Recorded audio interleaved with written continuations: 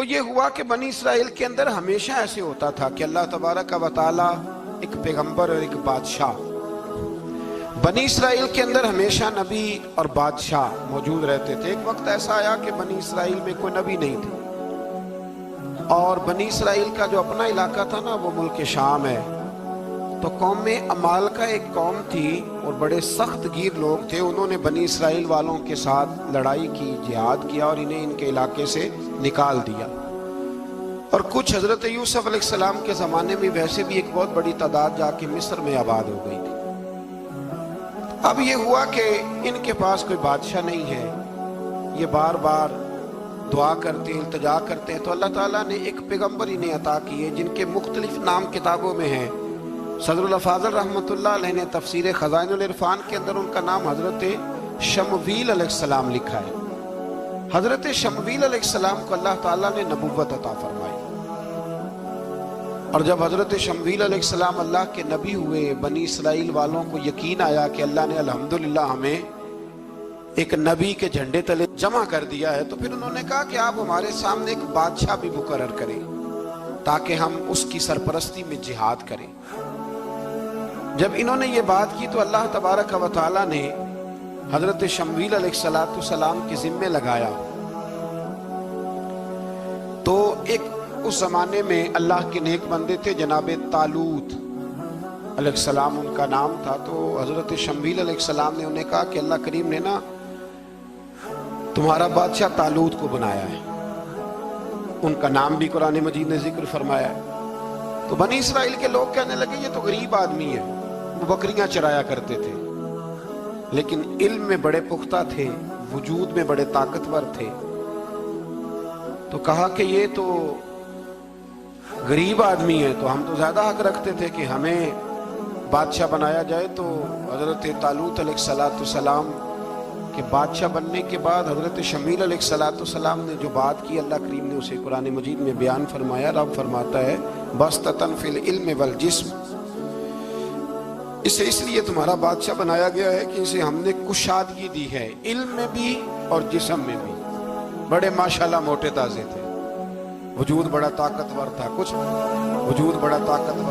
موٹے تازے ہوتے ہیں پر طاقتور نہیں ہوتے، موٹے تازے بھی تھے اور طاقتور بھی تھے۔ فرمایا کہ وجود میں بھی طاقت ہے اور علم میں بھی اللہ نے انہیں وسعت عطا فرمائی۔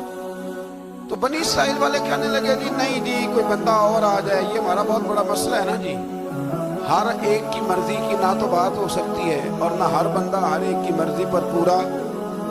کہنے لگے نہیں جی کوئی اور ہونا چاہیے تھا، ہمیں کیسے پتا چلے گا کہ اللہ نے مقرر کیا ہے، بڑی خاص بات ہے، اس کو سمجھیے گا۔ تو جب کہا نا کہ طالوت کو ہمارا بادشاہ بنایا گیا تو دلیل کیا ہے، تو قرآن کہتا ہے کہ حضرت شمویل علیہ السلام نے فرمایا کہ تمہارا ایک تابوت تھا، ایک صندوق تھا تمہارے پاس، وہ صندوق تمہارا قوم عمالقہ اٹھا کے لے گئی تھی، ان کے بادشاہ ہونے کی دلیل یہ ہے کہ اللہ تمہارا وہ صندوق تمہیں واپس کر دے گا، وہ تمہارا صندوق تمہیں واپس کر دے گا۔ اس صندوق میں کیا ہے، وہ حضرت آدم جنت سے ساتھ لے کے آئے تھے، اس میں تھا کیا، تو قرآن مجید کہتا ہے کہ اس کے اندر نا حضرت ہارون علیہ السلام اور حضرت موسیٰ علیہ السلام کے تبرکات تھے، تبرکات۔ کل میں ایک مولوی دیکھ رہا تھا بیچارہ، ایک بندہ نا مسجد نبی کے ساتھ غلاف اور شاید کوئی کفن تھا، وہ مسجد نبی کی دیواروں سے مس کر رہا تھا، تو وہ کہہ رہا تھا نہیں اس سے کیا ہوتا ہے، تبرک کوئی چیز نہیں، اچھے اعمال کی وجہ سے بندہ بخشا جائے گا۔ میں نے کہا تو مجھے ملے تو میں تجھے بخاری کھول کے دکھاؤں کہ حضرت عبد الرحمن ابن عوف جنہیں حضور نے قطعی جنتی کہا، حضور کے وجود پر کرتا دیکھ کے کہنے لگے حضور بڑا ہی سونا لگ رہا ہے، تو فرمایا تجھے چاہیے حضور مل جائے تو کیا ہی بات ہے۔ نبی پاک نے عطا کیا تو صحابہ کہنے لگے عبد الرحمن آپ کو تو ضرورت نہیں تھی، آپ کے پاس تو بڑے لباس ہیں، تو یہ کرتا حضور نے قبول کر لیا، کوئی لے کے آیا اور آپ نے مانگ لیا، تو وہ رو پڑے، کہنے لگے پہننے کے لیے نہیں مانگا، یہ حضور کے جسم سے لگ گیا ہے، میں نے کفن بنانے کے لیے مانگا ہے۔ تو کہتا ہے حضور کے تبرک میں خیر کوئی نہیں۔ اور آپ یقین کریں ان لوگوں پہ حیرانگی ہے، ہم نے بھی مرنا ہے نا جی، بڑی جلدی قبر میں جانا ہے، وقت کا کچھ پتہ نہیں، لیکن اتنے اندھے ہو کر لوگ چیزوں کو دیکھتے ہیں۔ اور اس تیزی کے ساتھ گمراہی پھیلاتے، تو وہ تابوت آئے گا بنی اسرائیل والوں سے کہا۔ تابوت میں کیا تھا سن لو، اور یہ قرآن مجید ہے۔ آج میری ماننا یہ 15 میں سے 16واں رکوع ضرور ہی پڑھنا کہ وہ آخر تابوت میں کیا تھا، کھولنا ذرا۔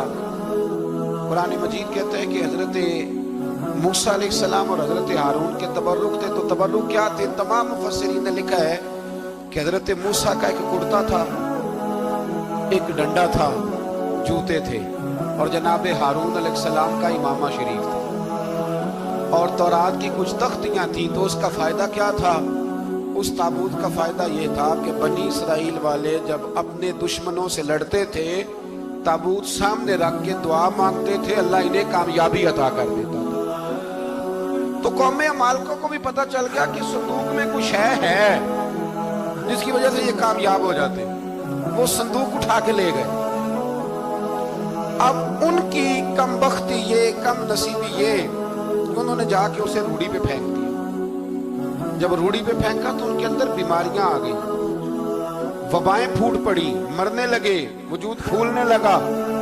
پھر ان کے دلوں میں بات آئی کہ یہ ہم نے صندوق کی بے ادبی کی ہے۔ صندوق میں کیا ہے؟ تبرکات۔ ہمیں کہتے ہیں جی نالین کا نقشہ کیوں لگایا ہے؟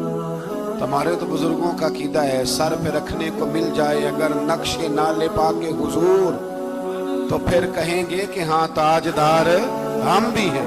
تو کہا کہ اس کے اندر یہ تبرکات تھے، انہیں بھی سمجھ میں آئی، تو انہوں نے نا بیل گاڑی منگائی اور وہ صندوق اٹھا کے اس کے اوپر رکھ دیا۔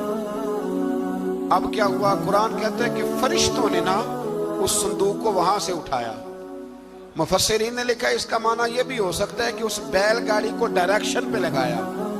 ادھر سے حضرت شمویل علیہ السلام نے جناب طالوت کو بادشاہ بنا دیا، اور ادھر سے وہ صندوق چل پڑا۔ کہا بھئی ہم ان کو کیسے بادشاہ مانے؟ تو فرمایا بادشاہ اس طرح مانو گے کہ تمہارا وہ صندوق آ جائے، اور قرآن کہتے ہیں اس صندوق میں تمہارے دلوں کا سکون ہے، اس میں تمہارے دلوں کا۔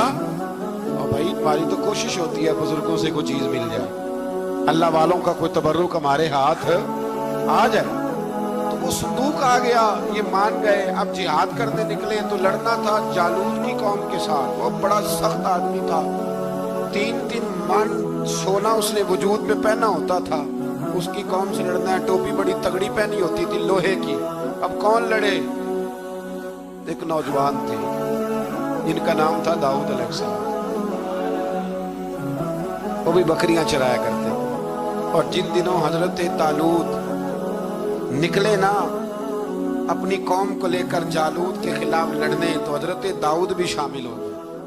اللہ جب کسی کو نوازتا ہے نا تو پھر خاص ہی کرم نوازی کرتا ہے۔ مفسرین نے لکھا جب یہ جا رہے تھے نا، وہاں جا رہے تھے تو رستے میں انہیں 3 پتھر مل گئے۔ انہوں نے وہ تینوں پتھر اٹھا لی۔ اس زمانے میں پتھر پھینکنے کے لیے چھوٹی چھوٹی لوگوں کے پاس چیزیں ہوا کرتی تھی، اس کو کوپھن بھی لوگ کہتے تھے، منجنیق، اس کو سامنے رکھ کے پھر بنائی گئی۔ تو آپ کے پاس بھی وہ آلہ تھا جس سے دشمن پر پتھر مارے جاتے تھے۔ آپ وہ مشین لے کر، وہ آلہ لے کر وہاں پہنچے ہوئے تھے، 3 پتھر آپ کے پاس تھے۔ آپ فرماتے اس دن میں بڑا بیمار تھا، اتنا بیمار تھا کہ میرا رنگ پیلا ہو گیا۔ اب وہ جالوت کے سامنے کوئی نہیں جاتا تھا، تو جناب طالوت کہنے لگے کہ جو جالوت کو مارے گا نا، یعنی ان کے بادشاہ کو اس قوم کے، تو میں اسے اپنی آدھی سلطنت بھی دے دوں گا اور اپنی بیٹی کا نکاح بھی اس کے ساتھ کر دوں گا۔ دیکھیں اللہ نوازتا ہے تو کس انداز میں نوازتا ہے۔ تو حضرت داؤد کہتے ہیں وہ دور کھڑا تھا تو میں نے نا 3 پتھر مارے۔ بھئی ہمت کرنا تو ہمارے ذمہ ہے کہ نہیں؟ میری ملت کا جوان کہتا ہے میں نے کرنا کرانا کچھ نہیں، یعنی اگر آپ کہیں نا کچھ کرو تو پھر وہ کوئی کام کرنے کی مطلب معاملہ۔ وہ مجھے کل ایک سنگی کہہ رہے تھے، کہنے لگے جی اللہ کے فضل سے کچھ بھی نہیں کرنا پڑا، مرشد نے نظر کر دی۔ میں کہ میں نے مل گئی تو میں انہوں نے سمجھاواں گا کہ کچھ کرا کے نظر کریا کرو، کیونکہ میرے وہ دوست ہیں، میں انہیں جانتا ہوں۔ نظر میں بڑا کچھ ہوتا ہے، لیکن اللہ بھی تو بندے پہ بڑی نظر رحمت کرتا ہے نا۔ لیکن کہتا ہے 5 نمازیں پڑھ، رمضان کے روزے رکھ، زکوٰۃ فرض ہو تو ادا کر، یہ سارے کام کر، سچ بول، دیانتداری کر، پھر میں اپنے فضل سے تجھے جنت عطا کروں۔ تو یہ جو رویہ ہم نے بنایا یہ درست نہیں. تو فرماتے ہیں 3 پتھر میں نے مارے, اللہ نے اتنا فضل کیا کہ وہ بھی مر گیا, اور اس سے چھو کے میرے پتھر آگے بڑھے تو اس کی فوج کے 30 آدمی بھی مر گئے. 3 پتھروں سے 31 بندے اللہ نے مار دیے. فرماتے اس لیے کہ ہاتھ میرے تھے اور طاقتیں میرے رب کریم کی. تو حضرت داؤد علیہ السلام کے حصے میں جناب طالوت کی صاحبزادی بھی آئی, آدھی سلطنت بھی آئی. کافی سال حضرت طالوت حیات رہے, پھر ان کا وصال ہو گیا. تو ساری سلطنت حضرت داؤد کو ملی, اور پھر اللہ تبارک و تعالیٰ نے انہیں نبوت بھی عطا فرمائی. یہ دنیا میں واحد پیغمبر ہیں جو بیک وقت نبی بھی تھے اور بادشاہ بھی تھے. اور پھر اللہ نے فضل فرمایا, انہوں نے بڑی بڑی فتوحات کی. اور پھر حضرت داؤد کے صاحبزادے کا نام حضرت سلیمان علیہ السلام, پھر ان کے صاحبزادے کا نام حضرت. تو یہ ہوا کیسے؟ یہ سارا کچھ اللہ تبارک و تعالیٰ کے فضل سے ہوا, اس کے کرم سے ہوا. اب اس واقعہ سے ہمیں کیا پتہ چلتا ہے؟ ہمیں یہ پتہ چلتا ہے کہ رب جب فضل فرمائے نا کسی پہ بھی, تو ہمیں اس بندے کو دیکھ کے راضی ہونا چاہیے, کوئی شکوہ نہیں کرنا چاہیے. اور